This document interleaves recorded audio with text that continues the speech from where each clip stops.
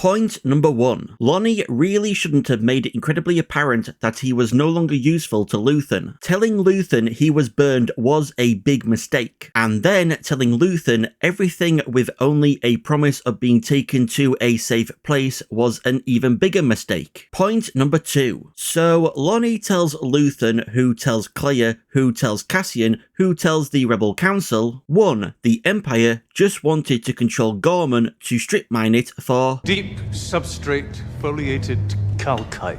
2. The Empire's not looking for rebels on Jeddah, they just want the planet's kyber crystals. 3. Superweapon connected to Scarif that Krennic's been building for a decade. 4. An engineer called Galen Erso is involved. I've seen people say, what was the point in this at all? Since at the beginning of Rogue One, Tivik tells Cassian most of that information anyway. Well, jumping forward a little, by which I actually mean a lot, all the way to episode 12, we see the majority of the Rebel Council don't believe what Lonnie told Luthen was good information. It's only because Tivik is Cassian's informant in Saw's rebel cell that they know Saw and his cell are on Jeddah. That Lonnie told Luthen about Jeddah kyber crystals, and that Tivik is being very persistent in wanting to talk to Cassian. That Mon Mothma and Dreven convinced Bail to send Cassian to Kafrene to find out what Tivik knows. And it's with that conversation between Cassian and Tivik that confirms 100% what Lonnie told Luthen was completely true. He tells Cassian that a guy called Galen Erso convinced a cargo pilot to defect and warn the rebels that the Empire is building a planet-destroying weapon, and that the kyber crystals being mined on Jeddah are a part of this planet killer. So we already know most of the Rebel Council didn't believe what Lonnie told Luthen. If Lonnie never found out about the Death Star, or he never told Luthen, or after telling Luthen, the information just never made it back to Yavin, and the first and only time the Rebel Council ever heard about the superweapon was from one of Cassian's contacts, then they still would not have believed that the Empire was actually building a superweapon. It is only because they hear the same information from two completely separate sources that the Alliance finally starts taking it all seriously, and sends a squad out to go rescue Jyn Erso so she can help with getting to Saw and the deserter pilot who was sent by her father, Galen. I hope that adequately explains why getting Lonnie's information all the way to Yavin wasn't pointless. It actually helps to explain why the rebels so easily believed Tivik and what he told Cassian in Rogue One. Now, back to episode 10 with point number 3. If it wasn't obvious, the reason Luthen is insistent on dealing with the comms is because Lonnie told him Dedra is very likely coming for him, and logically, one of the places she'd go to find him would be his shop, which, as we find out, is exactly what she does. And that reveal that it's Dedra standing outside his shop, that oh shit moment, like when Cyril spotted Cassian in episode 8 and these two characters were finally going to confront each other, just had me on the edge of my seat. I loved it. Point number 4. At the moment, only 2 pieces of questionable provenance in the gallery. Any guesses? Yeah, I think I'm going to go ahead and guess you and Dedra. Point number 5. I hope you don't mind if I go on a slight tangent here and talk about a few of the items in Luthen's shop. 1, you got the helmet that looks like Galen Marrick's Sith Stalker helmet from the Force Unleashed games. Of course, Galen Marrick is part of Legends, not canon, so who knows who this Sith armor used to actually belong to. 2, there's stone fragments that have the Mortis God hand symbols on them from Rebels Season 4 episodes 11 and 12. 3, there's what looks like a Sith holocron and a cube next to it with the same design that people believe is a Jedi holocron. 4, there's a Jedi Temple guard mask like those we see in the Clone Wars Season 5 Episode 20. I mentioned these items specifically because I now want to talk about this clip from a stream from Shadowversity's Night's Watch channel. I'm sorry, these are the questions that I now start to ask. As a Star Wars fan and in the Star Wars universe, there is so much more wrong. Oh, there is. Luthen's store. Sorry, I've been exploding. Luthen's store is full of Force-sensitive material on Coruscant. Do you really think that Vader and Palpatine can't sense the shit out of that fucking store? There's 2 holocrons. There's a Sith holocron and a Jedi holocron. There's a Jedi Temple Guard's helmet. There's Starkiller's armor. There's the tablets that Palpatine wants to get into the world between worlds that the wolves show to Ezra in Rebels and then to make them disappear. Somehow they just appear in Luthen's store. But the jangling keys aren't there, are they? They're not in this show, are they? Get the fuck out of here. I'm sorry, none of that makes any fucking sense other than, look, Star Wars reference. Hang on, I'm just being corrected in the chat here saying that's not jangling keys, that's Easter eggs. Bullshit. A Jedi and a Sith holocron? A Jedi and a Sith holocron? I don't even know. Not only that, let me just go back to the tablets that he's got. That's the fist, the hand, and the other hand or something. And it's from the Mortis Arc stuff, right? And it's from Rebels, and it's the access into the world between worlds. These tablets get revealed to Ezra by the wolves, and they are literally like teleported in front of him, and then the wolves make them disappear. It's like the wolves are the guardians of these tablets or some shit, right? They're not actually physically there. The only way that Sabine gets them is she scanned an image of them, right? And that's how they get into the world between worlds. So what? Did Luthen just go to those wolves and go, hey, wolves, show me those tablets, and then just shank them, kill those wolves, and takes the tablets to put in his store?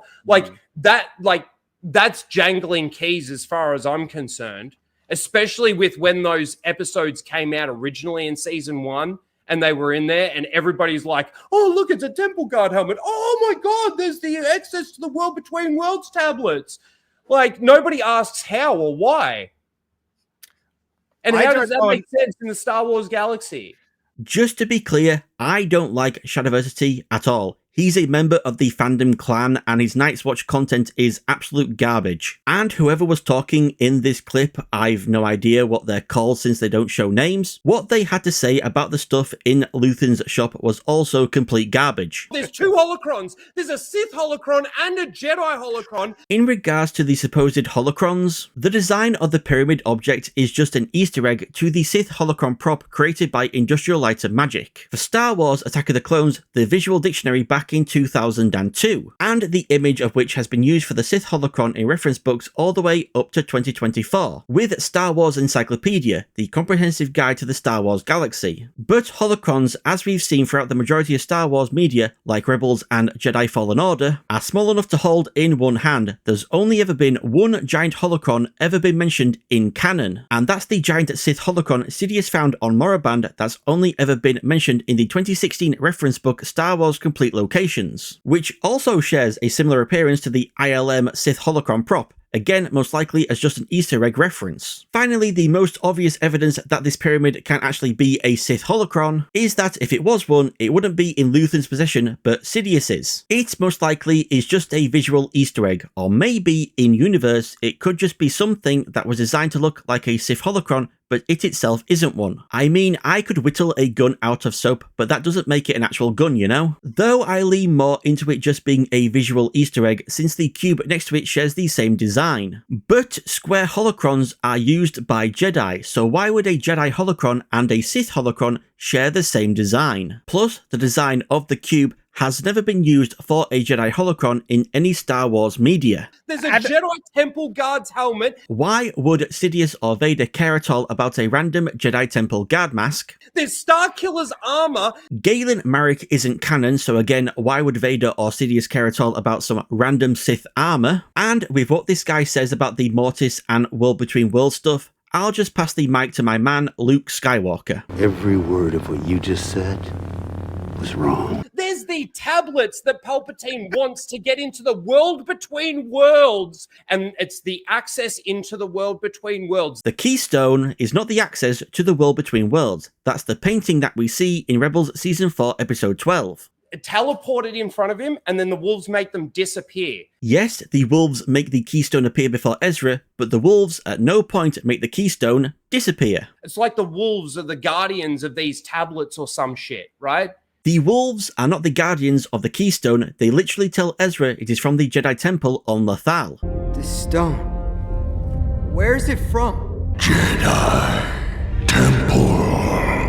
So, while the keystone does appear out of nowhere in the dream vision that Ezra has, in the real world, the wolves most likely just stole it from the Empire who were at the Jedi Temple, who were collecting everything they could find from the temple. They're not actually physically there. The only way that Sabine gets them is she scanned an image of them. The keystone is in fact a physical object. Ezra carries it back to base and Sabine touches and moves it. The reason they took a scan of it is because it's easier to carry a scan than a big slab of stone. So what, did Luthen just go to those wolves and go, hey, wolves, show me those tablets, and then just shank them, kill those wolves, and takes the tablets to put in his store? Obviously, the stone fragments Luthen has in his shop came from a different location that is also related to the Mortis gods. It really grinds my gears when people claim they are knowledgeable about something but then proceed to talk out of their ass and spread misinformation. Shadowversity and everyone else in the fandom clan are notorious for doing this, and I recommend watching the Birdman's Exposing the Grift videos where he calls out other fandom clan members like Critical Drinker and Nerdrotic, who also never know anything they attempt to talk about and just lie to their audience by spreading absolute bullshit. Point number 6. Chekhov's Starpath unit pays off from all the way back at the start of Season 1. You really should have figured out a way to go back and get it with Cassie and Luthen. In hindsight, that would have been the smart thing to do. Point number 7. People questioning why didn't Luthen just rig the shop to blow? 2 reasons I can think of is that there's no guarantee that everything that needs to be destroyed will be destroyed in the blast, and that Luthen actually really did care for the antiques and such he had in his shop and wouldn't want any harm to come to them. Also, side note, I've seen people say Luthen sacrificing himself was pointless due to Tivik telling Cassian the same information in Rogue One. First, I'll just refer you back to point number 2 of this video, and second, Luthen actually sacrificed himself so that the ISB couldn't interrogate and get information out of him. So no, Luthen's sacrifice wasn't pointless at all. Point number 8. In these flashbacks, we learn Luthen used to be a sergeant in the Imperial Army and his name was Leia, which of course is what you get if you reverse Rail. And we also learn Clea was an inhabitant of a world that the Empire massacred and was rescued by Luthen. Similar to how Cassian was found and taken by Marva, Clem and B2 EMO from his homeworld of Canary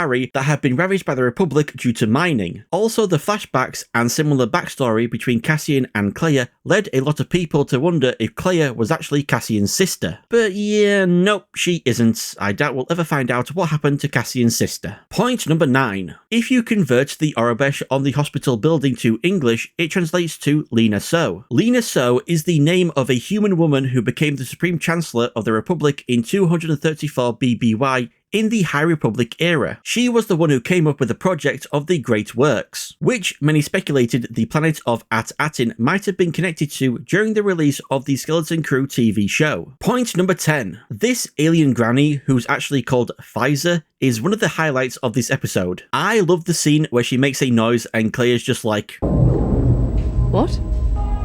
And then when we see her after Clea's dropped her off and she's just singing to herself, or scatting as the Disney Plus subtitles say, perfect injection of comedy into such a tense and dramatic episode. Love it. Point number 11. According to screenwriter Tom Bissell in this YouTube video on the Backstory Magazine channel, the planet on which Luthen and Clea blow up a bridge is actually Naboo and was chosen because Naboo is Palpatine's home planet. Which is something I think a lot of people actually forget, that Palpatine came from Naboo just like Padme. Point number 12. I love Clea's double-barreled revolver-looking blaster. I want one. That was episode 10, now on to episode 11. Point number 13. Say it. Say the word. Death Star. That's 2 words. Point number 14. Dedra saying she was accidentally sent intel when in reality she probably actually went scavenging for it. It's funny when you compare it to the Pete Hegseth Signal chat leaks, even though the show couldn't have been referencing that due to it being written and filmed before that scandal happened. Point number 15. In the Andor Season 2 declassified video for episodes 10 to 12 on the Star Wars YouTube channel, it is revealed that Krennic putting his finger on Dedra's head was improvisation by Ben Mendelsohn. And then he did this weird thing with his finger on the top of my head. I thought, brilliant. That, combined with him getting all up in her space and grabbing her head, also combined with Cyril choking her in episode 8, and also combined with Krull attempting to grape Bix in episode 3, all adds up together to demonstrate how men use invading personal space and physical violence to demean, intimidate, and abuse women. Point number 16. Yeah, Dedra being in possession of intel she shouldn't have, combined with Lonnie having essentially her login details, also combined with her having never found access despite hunting him for years, and also combined with her confronting Luthen on her own, all adds up to make her look very suspicious. For all that ISB knows, Dedra could have gone into Luthen's shop alone to give him the chance to die by chop suey, and avoid being captured and interrogated where he might have given up information about the rebellion. Point number 17. Rev Nog is a new addition to Star Wars lore, actually making its first ever appearance in this show all the way back in Season 1, Episode 1. And then it's only ever been mentioned outside of this show in 2 comics and an audio drama, plus its published script. Point number 18. Partagaz telling Hurt the warrant for Clay's arrest should be because she has a disease that could spread reminds me of this conversation between Admiral Daystar and Lieutenant Moy back in Episode 1 of this season. Why not have a plague or stage some natural disaster? That'd motivate them to leave the place of their own accord. We've actually gamed that out. It gets unpredictable very quickly. And as we see at the start of episode 12, things do in fact get very unpredictable for Partagaz. Since when reinforcements are needed for Hurt, no one's available due to them all focusing on the disease warrants. And it all plays into how Partagaz describes the ISB as being healthcare providers back in Season 1 Episode 4, and of the rebellion being like a disease. Just like how he also says in episode 12, Just keep spreading, doesn't it? after listening to Nemik's manifesto. Point number 19. I love how this ISB technician, whose name is Lepori, geeks out over Luthen and Claire's setup, and a slight headshake from Joy Daly. All I can hear is Partagaz. Calibrate your enthusiasm. Point number 20. Lepori explaining how the radio has been using Imperial broadcast power by splicing into a metro tower next door reminds me of what Luthen said to Lonnie back in Season 1, Episode 10. I'm condemned to use the tools of my enemy to defeat them. Obviously, when he said this to Lonnie, he was referring to the more extreme things he's had to do, but nevertheless, using Imperial broadcast power against them still reminded me of that line. Point number 21. Wait, if K2SO remembers being in a parade on Coruscant, does that mean he also remembers being in the massacre on Gorman? Does he remember staring at Cyril and all the Gormans he attacked, like Enza, who he killed? That's kinda messed up, but then again, wiping the memories of droids and reprogramming them to change their allegiance has always been kinda messed up. Point number 22. So, Claire never intended to leave Coruscant. At the hospital, she only ever hid her face from the cameras to get in, but after taking Luthen off of life support, she started to not care if the cameras saw her face. And that's why she's telling Cassian everything to take back to the rebellion, instead of just leaving with him to tell them herself. This begs the question though, if Cassian did leave Claire on Coruscant, what would Claire do next? Join Luthen in the afterlife chop suey style? Go into hiding on Coruscant Ahsoka style? A third ridiculous guess? That was episode 11, now on to the final episode of Andor. Point number 23. K2SO's hallway scene will make a fine addition to the collection. Absolutely brutal that he uses Hurt as a human shield, even though it seems he doesn't need to, being seemingly blasterproof and all. Question for all of you as well. Who had the best hallway scene? Vader in Rogue One, Luke in The Mandalorian, Balin in Ahsoka, Maul in the Clone Wars, or K2SO in Andor? Point number 24. I think I speak for everyone when I say fuck Jabel and Pamlo here. Such smug pricks. They just scream they're only in a position of power within the rebellion only because they're senators. I mean, so are Bail and Mon Mothma, but unlike them, Jabel and Pamlo seem to think they're superior to everyone and they demand respect that they haven't earned. And then, as we see in Rogue One, when Jyn told the Alliance Council the Death Star was real and they should steal the plans for it from Scarif, Jabel and Pamlo were both instead like, that's it, pack it in lads, it's over, there's no stopping the Empire now. Showing how they never had what it takes to be a proper rebel. Point number 25. Radis mentions a Dodonna and a Merrick. Dodonna referring to General Jan Dodonna and Merrick referring to General Antok Merrick. Point number 26. I like how when Cassian and Vel are toasting the dead they leave out Skeen. Fuck that guy. Point number 27. I was confused about what Vel and Cassian were referring to when they said, I've heard people claim they were there when it happened. I thought since they toasted to the Danis and Aldani that maybe the Empire had massacred Aldani like they did Gorman. But when I asked the Andor subreddit what they thought Cassian and Vel were referring to, the most common answer I got was that they were talking about people who were claiming they were part of the Aldani heist from season 1 when they weren't. And the reason people would want to claim they were part of the heist is because the money that was stolen played a big part in funding the rebellion. Point number 28. I like how Vel just straight out says to Cassian, Mon wants to know if your Luthen story is real. Rather than try to act like she doesn't know anything and is just curious about what happened on Coruscant and what he told the council. She was done being a spy just like Cassian was done being a rebel, but a loved one convinced them otherwise. And this is her way of doing what Mon Mothma asked her to do but still sticking to her decision to give up spying. Point number 29. Partagaz dying by chop suey rather than take the fall for information about the Death Star getting out reminds me of this scene from Enemy at the Gates. I have to report to the boss. Perhaps you'd prefer to avoid the red tape. Point number 30. If I die fighting the Empire, I want to go down swinging.